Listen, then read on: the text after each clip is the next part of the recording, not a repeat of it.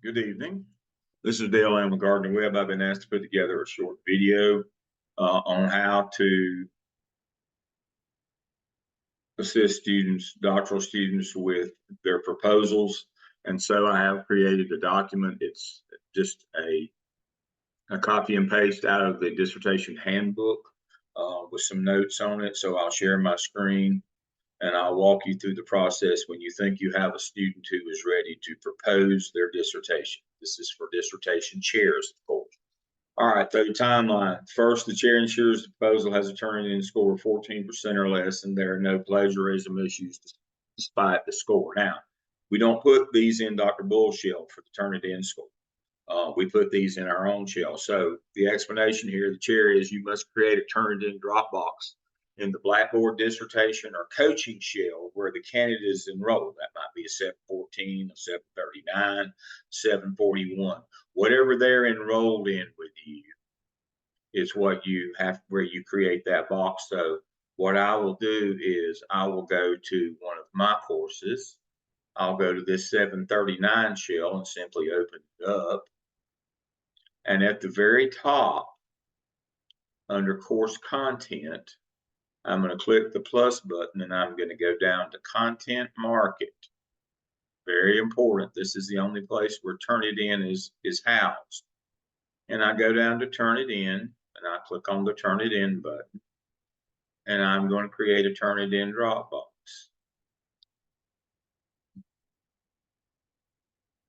And I'm going to, of course, dissertation proposal.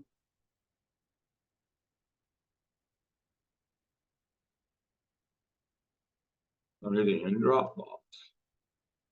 And leave it 100. I'm going to set it in the date, leave the start date that day, set the other date at least a month ahead, the other two dates here, set them ahead a month or so, and then submit.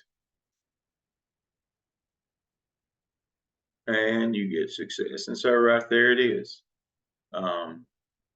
We have a Turnitin Dropbox for students to put their work in for you to check their Turnitin score before you start the process with them. Please remember that this Turnitin score at the proposal stage needs to be 14% or less. We've got to have some room for the final one.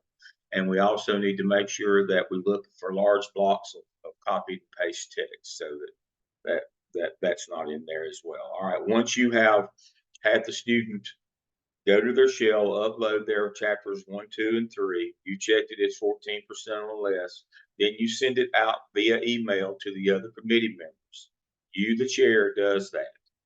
Make sure that it's a single Word document, just not shared, not in any way linked to anything. It must be a separate file, a Word document, and it must be in the approved dissertation template. A lot of times when they come out of the shared documents, they scramble and go crazy. There can't be any debate about the page length or the style or any of that. So students should be downloading a copy of the dissertation template from the dissertation handbook. You should be going back and forth. Do not make these shared documents. It never goes with. All right. The committee provides feedback, minimum 1 week, maximum 2 weeks. The candidate makes any corrections. The chair approves the proposal for a defense. This should take between 1 and 2 weeks. The chair submits the final dissertation to the College of Ed Final Defenses folder, subtitled College of Ed Dissertation Defenses, found under Organizations tab in Blackboard. All right, again, the Word document is uploaded from a drive, not a shared drive. Go to the current month and find a Dropbox that's empty. If all Dropboxes have been used, go to the next month or email Miss Julie May to put more Dropboxes in the Dean's Blackboard shell for defenses. So what we do with that, back to Blackboard, get out of my courses and go to organizations. And there's the one we're talking about, College of Ed Final Defenses. We open that one. Here's the box over here on the left. Before any defense, start here, submit all pre-defense proposals and pre-defense dissertations here. Here's the Dropbox for July. Here's the one for August. We're still in July. let's see. I think I put one in E, so it should be. I want to show you one that's already been used. Yep, there's one that I put in. So as you can see, this one is full. You can't use this. So I just hit the back arrow. Let's see if F's got anything. I think I put one in this one too. I think I put it in. Yep, there's Tiffany's. We're defending tomorrow. All right, and so we'll open it back up and go back to that same place. And let's go to G and see if there's one in that. Aha. So we now have an empty Dropbox to put it in. We just hit the upload submission. We just do like we would do any other time when we were uploading a document. Choose file. See, it's going to take you, it wants a document, not a shared file or a link or any of that. And we just hit that and it will upload it. Choose that file, open, and then we can upload that. I won't do that because it's confusing. But it's just that simple. And then we have to wait and verify it, and then it will be uploaded. And once it's uploaded, you can go out. Remember, write down, I have to write stuff down, write down which box you used. And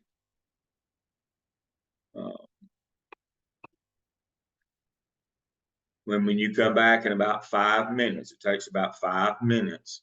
When you come back in 5 minutes, it will have the results of it will have the similarity report, and you will know, and it should be very close matched to what you had when you had the student uploaded in their box. If it's more than that, then we may have to explain to Dr. Bull why it's more. But that's how you go about uploading one in his shell after you've already checked it in your shell. All right, next on our list of things to do, now that it's in there, you'll wait, and he will send you a notice. If the text is in green, that means it's approved. You can go forward. If it's red, it's not, and he'll tell you what needs to happen. So the dean will approve the proposal and send the decision to the chair and the candidate. The candidate works with the committee to determine the proposal defense date at least 2 weeks out or more. Very important, at least 2 weeks out or more. Make sure to access the defense calendar in the dissertation handbook and avoid the blackout dates. Here's the link right here. This is what it looks like. Scheduling right here is the calendar. That's the link to the calendar from the handbook. Of course, this is the handbook itself, but here's the link inside that you're looking for. As you can see, the reason why we're so busy this week is blackout days start after tomorrow. So I've got 2 tomorrow. Trying to get all of them in, and then we won't have any more defenses until after school starts back in late August. So that's the first thing. Check the date, set it 2 weeks out. Have the student fill out the scheduling dissertation or proposal form. Make sure that they understand they have to submit that form. So right here, the chair has to be sure to access the calendar and avoid blackouts. When y'all agree on a date, you and the student and the other committee members, then you create the Zoom link for the proposal date and you send it to the candidate. And then the candidate fills out this form right here, requesting permission to defend from, and it will go to Miss May and she'll put it out on email. And it's got to be 2 weeks, and here's the link to do that, and it will be announced by Mrs. May. Now, here's some notes on the proposal defense itself. It should be scheduled for 60 minutes. After opening remarks, the candidate shares their screen. It can be virtual. Remember, the proposal can be virtual. The final has to be in person on campus at the conference room in Craig Hall. This presentation should include descriptions, the study's purpose, significance, those things. Here's the important part. Their actual presentation should not exceed 30 minutes and 20 slides. And they're asked to present, not read each of the slides. Don't let them just copy and paste narrative from their chapters. We've already read that. We want big ideas on the slides. It's okay if they go over the 30 minutes, but if you tell them they have an hour, they'll take an hour and a half or 2 hours. Tell them 30 minutes, and hopefully you can get them done and you can get out of there in an hour and a half. After the proposal defense candidates makes any necessary changes, it's a good idea to make sure that you go over anything that you know they're going to have to fix for IRB.